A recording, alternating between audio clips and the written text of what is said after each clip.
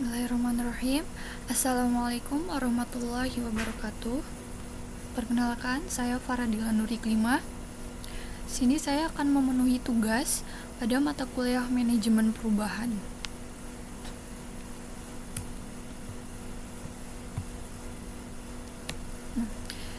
Yang bertemakan kepemimpinan dalam perubahan. Latar belakangnya, jadi dalam era sekarang ini, peran kepemimpinan menjadi semakin penting dalam mengarahkan suatu organisasi maupun kelompok individu untuk menuju kesuksesan dan berkelanjutan. Jadi kepemimpinan tidak lagi hanya tentang mempertahankan, tetapi juga tentang mengantisipasi, mengelola, menginspirasi perubahan yang diperlukan untuk mencapai tujuan yang diinginkan. Tujuannya apa? Tujuannya ialah untuk menjelaskan bagaimana kepemimpinan yang efektif dapat membantu organisasi menghadapi perubahan dengan sukses. Selain itu, akan dipelajari pula strategi dan prinsip yang mendasari kepemimpinan dalam konteks perubahan. Jadi ada beberapa pembahasan yang akan saya bahas pada presentasi kali ini. Yang pertama, ada kepemimpinan dalam perubahan. Jadi, apa sih kepemimpinan dalam perubahan? Ialah kemampuan seseorang pemimpin untuk memimpin dan mengelola proses perubahan dalam suatu organisasi atau lingkungan tertentu, yang bertujuan untuk mengarahkan, menginspirasi, dan memotivasi individu serta organisasi untuk beradaptasi dan berkembang dalam menghadapi perubahan. Yang kedua, ada pola kepemimpinan yang baik. Jadi yang pertama ada autokrat direktif. Yang kedua ada autokrat permisif. Yang ketiga demokrat direktif. Yang keempat demokrat permisif. Jadi autokrat direktif itu tipe pemimpin yang membuat segala keputusan secara sepihak tanpa melibatkan bawahan. Kalau autokrat permisif itu tipe pemimpin yang membuat keputusan sendiri. Jadi walaupun membuat keputusan sendiri, dia tetap memberikan keleluasaan kepada para bawahan untuk menentukan cara pemenuhan tugas yang didelegasikan kepada mereka. Yang ketiga, demokrat direktif. Jadi dia itu tipe pemimpin yang memberikan partisipasi penuh bagi para bawahannya dalam proses pengambilan keputusan. Yang keempat, demokrat permisif, yaitu tipe pemimpin ideal di mana para karyawan berpartisipasi dalam pengambilan keputusan. Di sini ada 4 contoh penerapan situasi pola kepemimpinan dalam organisasi. Apa aja? Nah, autokrat direktif yang pertama ada situasi tindakan yang cepat, organisasi dengan tugas yang tidak terstruktur, mayoritas bawahan atau pegawai baru, serta bawahan yang selalu menentang. Terus ada autokrat permisif. Yang pertama, situasi yang membutuhkan respon cepat, tugas yang diemban sederhana dan struktur, karyawan yang berpengalaman dan inisiatif tinggi, terdapat substitusi bagi arahan personal pemimpin, serta organisasi yang sifatnya birokratif. Yang ketiga, demokrat direktif, yaitu contohnya ada keterlibatan karyawan yang sangat dibutuhkan dalam proses pengambilan keputusan. Kedua, mengutamakan kecepatan dan ketelitian serta inisiatif karyawan yang kurang. Yang terakhir, ada demokrat permisif. Contohnya apa? Keterlibatan karyawan yang memiliki manfaat informasional dan motivasional, karyawan berkualifikasi atau berkemampuan tinggi, tersedia cukup waktu untuk mencapai konsensus, serta menghargai proses demokrasi organisasi. Nah, pola perilaku pemimpin. Jadi, selain dimensi partisipasi dan arahan, umumnya ada 3 dimensi lain yang banyak dipergunakan sebagai dasar dalam menggambarkan perilaku pemimpin. Apa saja? Yang pertama ada consideration, yaitu perhatian terhadap manusia atau hubungan antar pribadi yang baik. Yang kedua ada concern for production, yaitu penekanan pada tujuan atau orientasi pada prestasi. Yang ketiga ada incentive for performance, yaitu hubungan antara kinerja penghargaan. Yang ketiga ada kekuatan dan penggerak perubahan.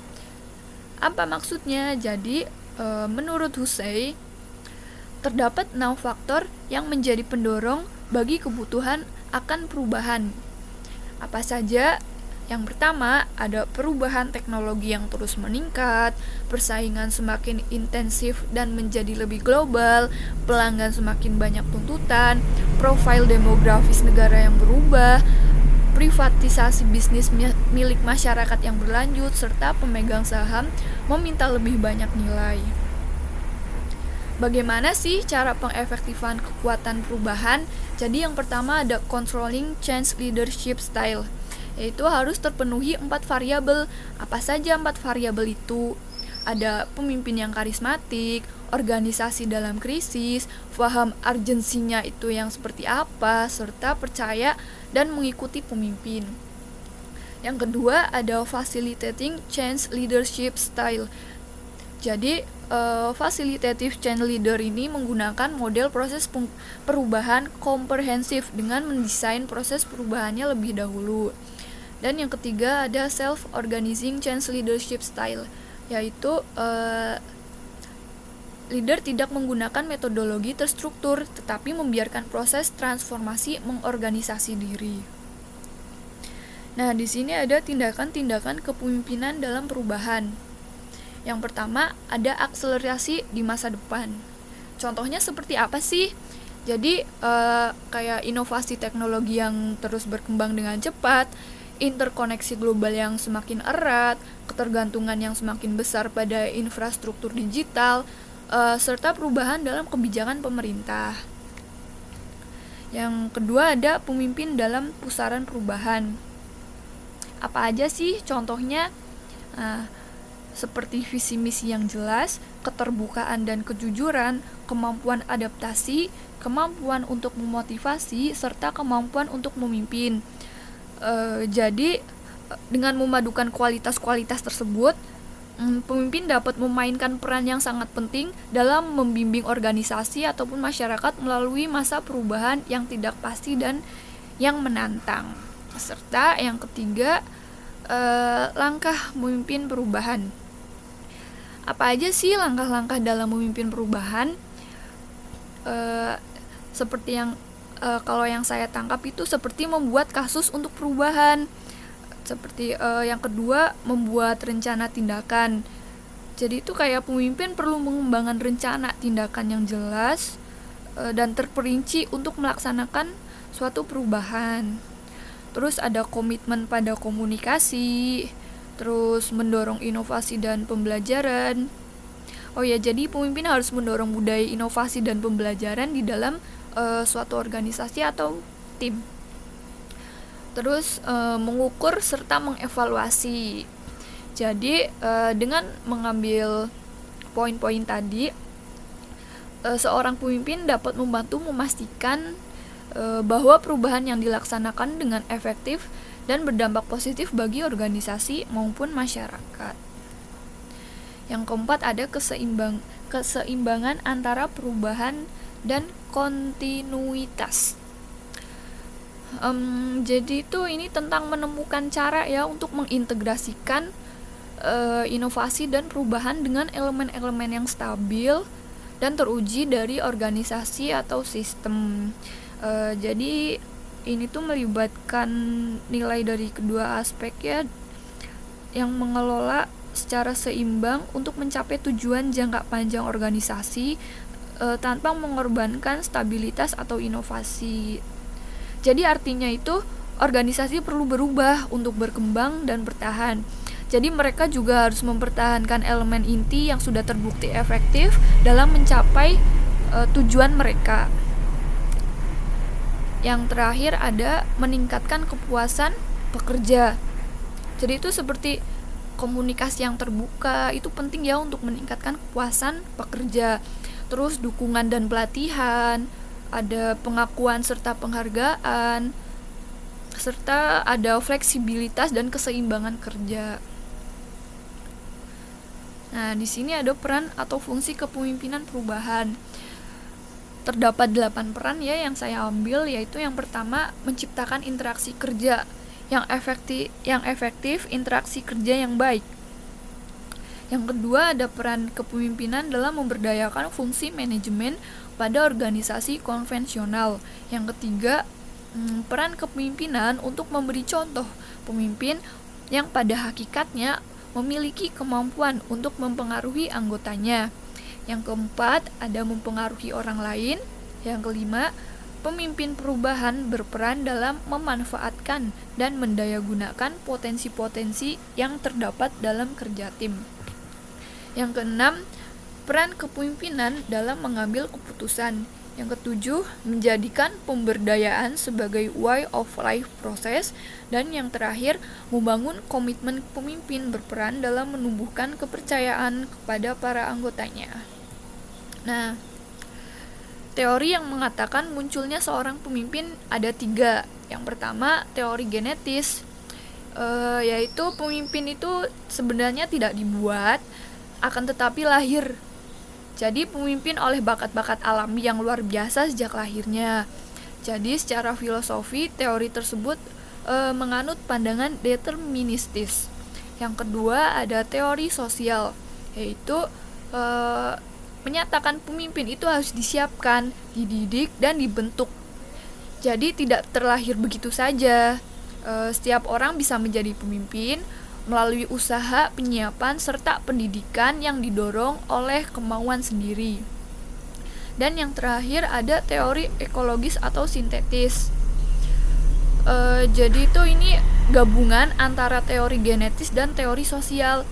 Nah, jadi seseorang itu akan sukses menjadi pemimpin bila sejak lahirnya dia memang memiliki bakat-bakat kepemimpinan, dan bakat-bakat ini dikembangkan melalui proses pengalaman serta usaha pendidikan.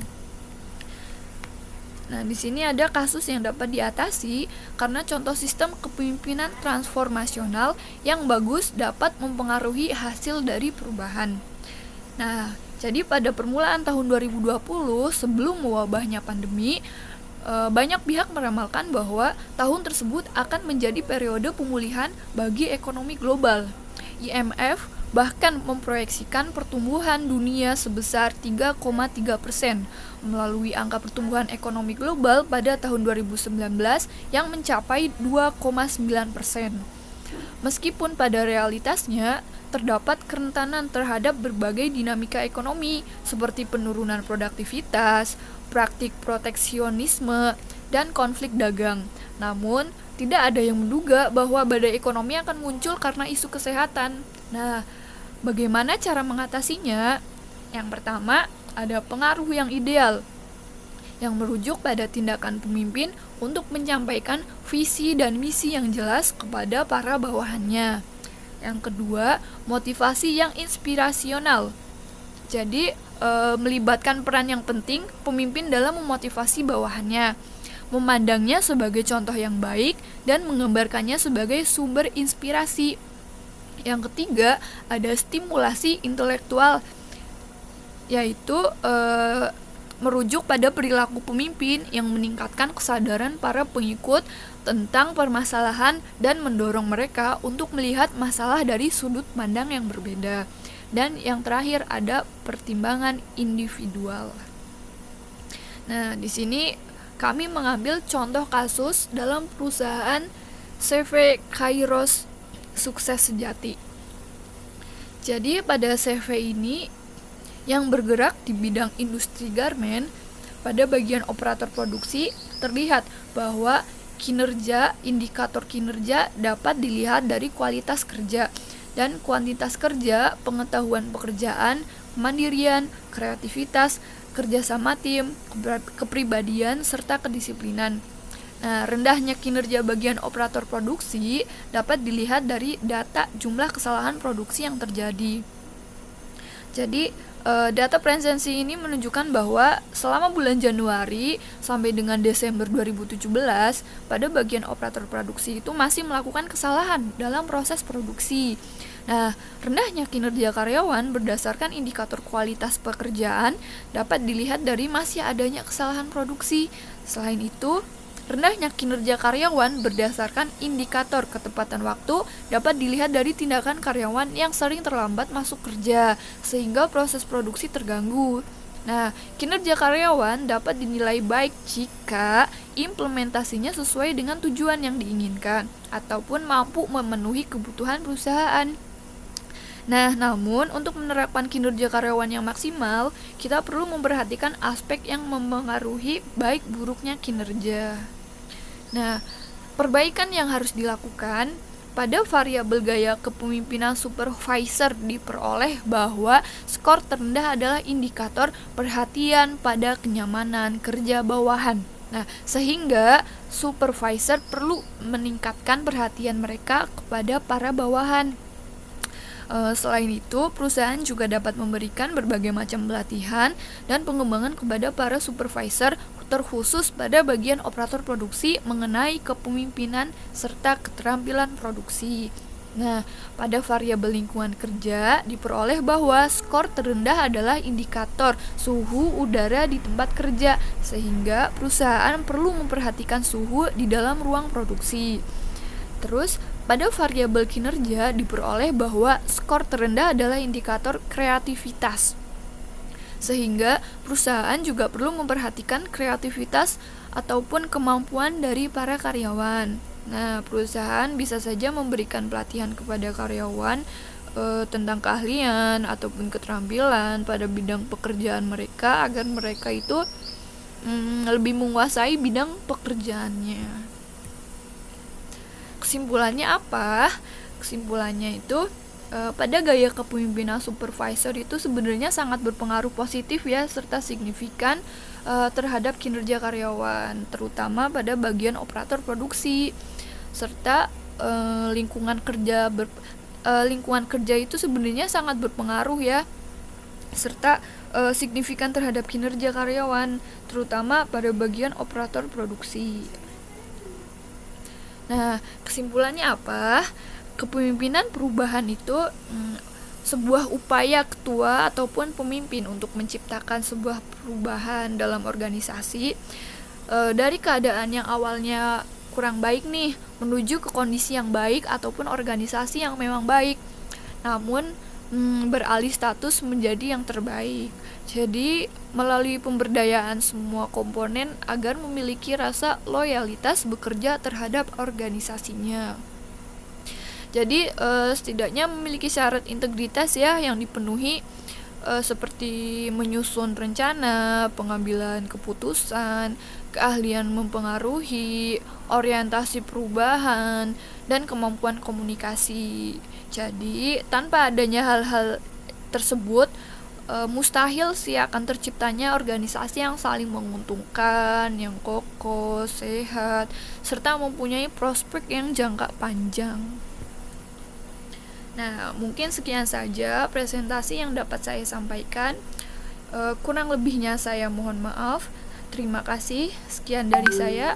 Wabillahi taufiq wal hidayah. Wassalamualaikum warahmatullahi wabarakatuh.